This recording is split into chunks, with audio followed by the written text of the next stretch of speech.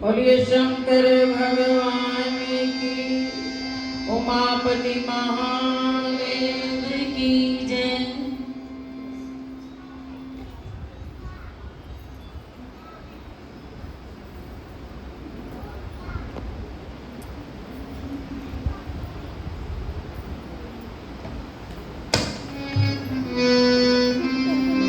बोलो साचे दरबार की। आइए भगवान भोलेनाथ का पावन महीना चल रहा है। आप सब गुरु महाराज जी के दरबार में हर रोज ओम नमः शिवाय का जाप करते हो। देखिए, भगवान का नाम तो कभी भी लिया जाए वो मंगलकारी है, पर इस महीने का अति उत्तम क्यों लाभ बताया है। जैसे किसान को पता है खेत में गेहूं किस रुत में बोनी चाहिए, जीरी बोने के लिए किसान को पता है कैसी रुत चाहिए। ऐसे ही भगवान भोलेनाथ का ये जो पावन महीना है, जब भी नाम लिया जाए वो मंगलकारी है, पर अनंत गुणा होकर फलदायी। भगवान को ये प्यारा श्रावण मास, जिसमें जो भी शुभ कर्म किया जाए, नाम जपा जाए, दान पुण्य किया जाए, कोई अच्छा कर्म किया जाए, वो अनंत गुना होकर के फलदायी होता है। आज भगवान भोलेनाथ का विवाह का उत्सव और तीज का पर्व दोनों एक साथ मनाने के लिए आप और हम दरबार में बैठे हैं। आपको ये पता है ना, पार्वती का ये विवाह उत्सव श्री रामचरितमानस के अंदर इसका वर्णन आता है।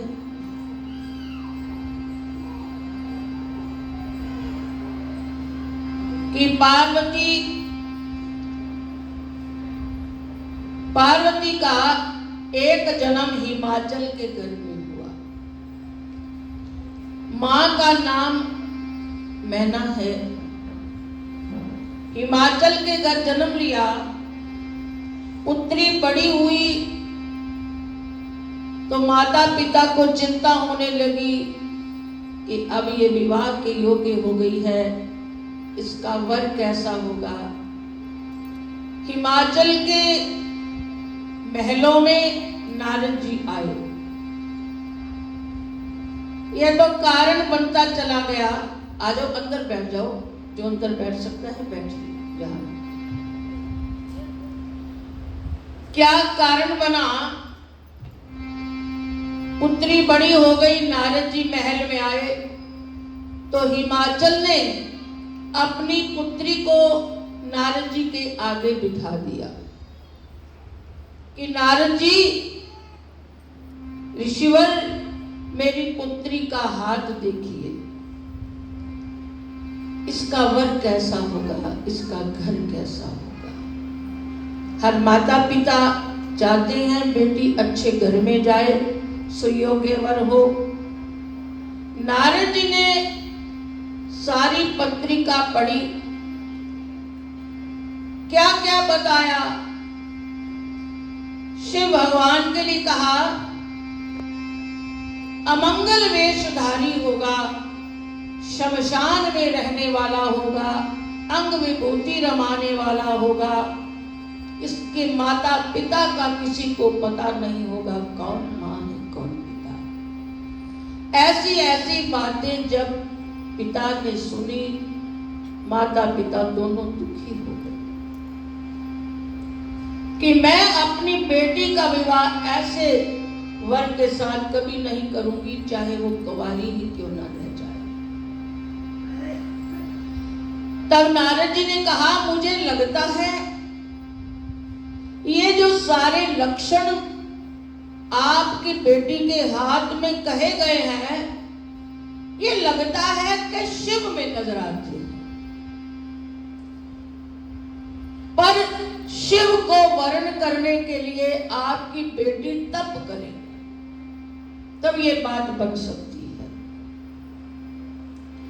तब पार्वती को माता पिता मां सोचने लगी, अपनी बेटी को कैसे कहूं कि तू जंगल में जा तप कर। ये सोचने लगी कैसे कहूं। उधर पार्वती को रात में स्वप्न आया। स्वप्न आया कि कुछ संत उसको आकर के तप करने की आज्ञा दे रहे हैं। तब कहते हैं, जैसे ही माता पिता उस बेटी के पास आकर कहने लगे कि बेटी कैसे तुमको कहें कि जाओ जंगल में जाओ, भजन करो, तप करो।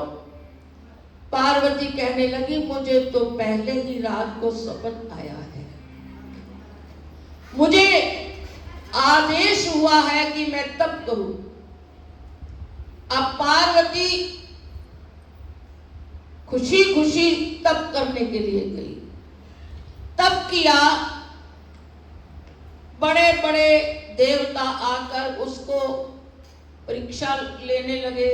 अरे तू क्या तप करती है उस अमंगल वेशधारी के लिए, जो शमशान में रहता है, जिसका घर ना घाट, छोड़ दे इस तप को, तुम्हारे लिए कोई और वर खोज लिया जाएगा, बहुत से देवता हैं। अब यहां बात आती है, पार्वती ने क्या कहा, तजो ना नारद कर उपदेशु, आप कहे सत बार महेशु। ये तप करने के लिए किसने कहा? गुरु ने कहा, नारद जी ने कहा। अब पार्वती ने क्या कहा, इसका रामायण में वर्णन छुपाई आती है।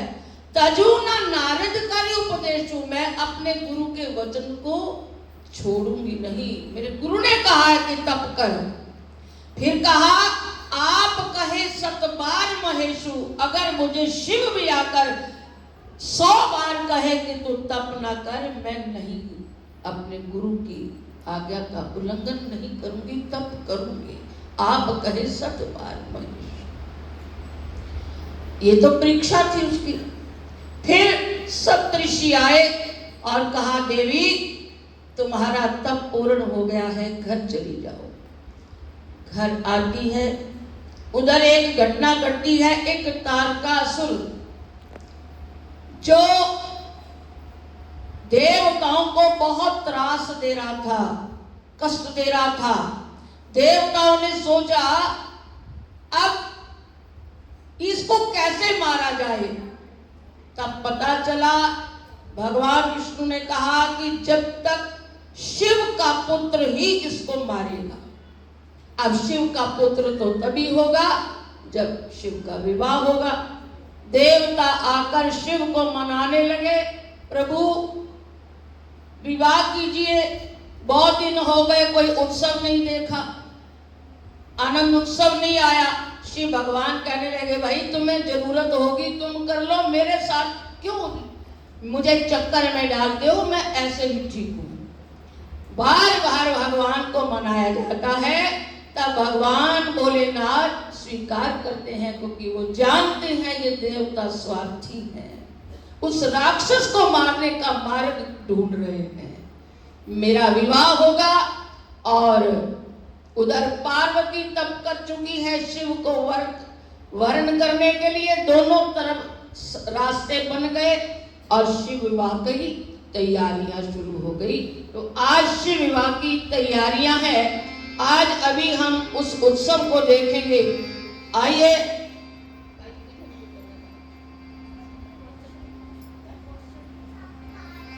आइए एक छोटा सा भजन मिलकर कहेंगे। उसके बाद आपसे कुछ सवाल पूछे जाएंगे जो अच्छा, क्योंकि कोई भी उत्सव हो उसकी जानकारी जरूर होनी चाहिए। बिना जानकारी के आनंद नहीं आता और हमें अपनी संस्कृति के अंदर ये जो बातें हैं उनका ज्ञान होना चाहिए। इसके लिए आपसे सवाल किए जाएंगे। आइए, क्योंकि आज भगवान भोलेनाथ और माँ गौरा का विवाह उत्सव है, तो सबसे पहले आज तीज का भी पर्व मनाना है। तो आइए वो ही भजन मिलकर गाएंगे।